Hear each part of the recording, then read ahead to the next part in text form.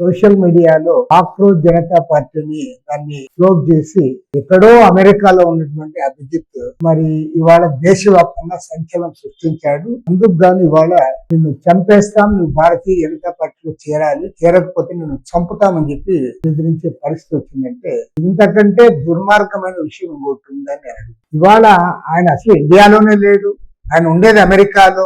ఆయన సోషల్ మీడియాలో ఫ్లోట్ చేస్తే దానికి కోట్లాది మంది యువకులు ప్రజలు స్పందిస్తున్నారు, దానికి మద్దతు ప్రకటిస్తా ఉన్నారంటే కేంద్రంలో అధికారంలో ఉన్న నరేంద్ర మోడీ ప్రభుత్వము సిగ్గుతో తలదించుకోవాలని డిమాండ్ చేస్తాం.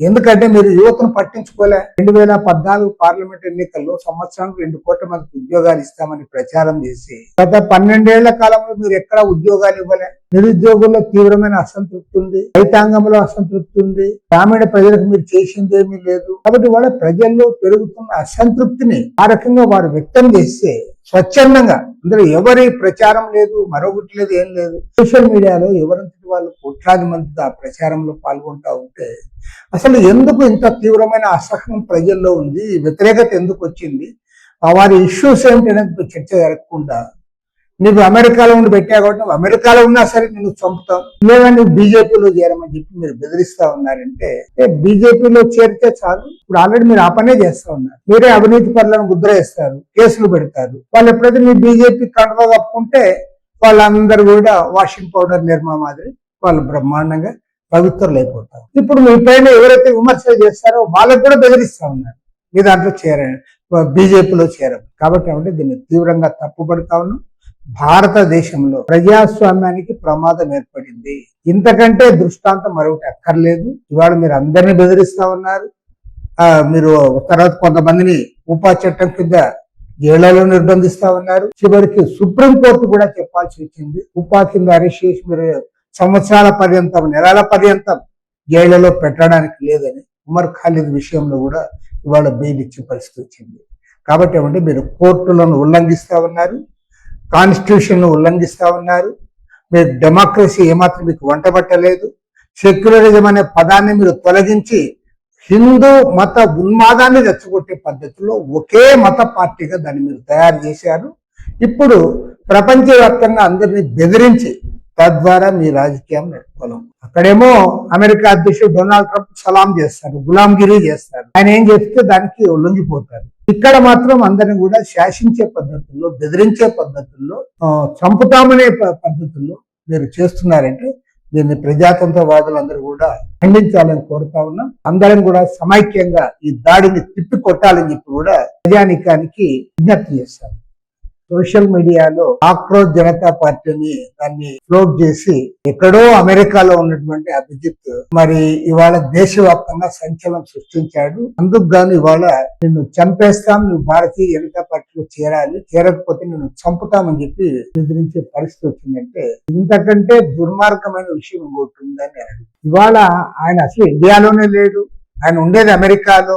ఆయన సోషల్ మీడియాలో ఫ్లోట్ చేస్తే దానికి కోట్లాది మంది యువకులు ప్రజలు స్పందిస్తున్నారు, దానికి మద్దతు ప్రకటిస్తా ఉన్నారంటే కేంద్రంలో అధికారంలో ఉన్న నరేంద్ర మోడీ ప్రభుత్వము సిగ్గుతో తలదించుకోవాలని డిమాండ్ చేస్తాం.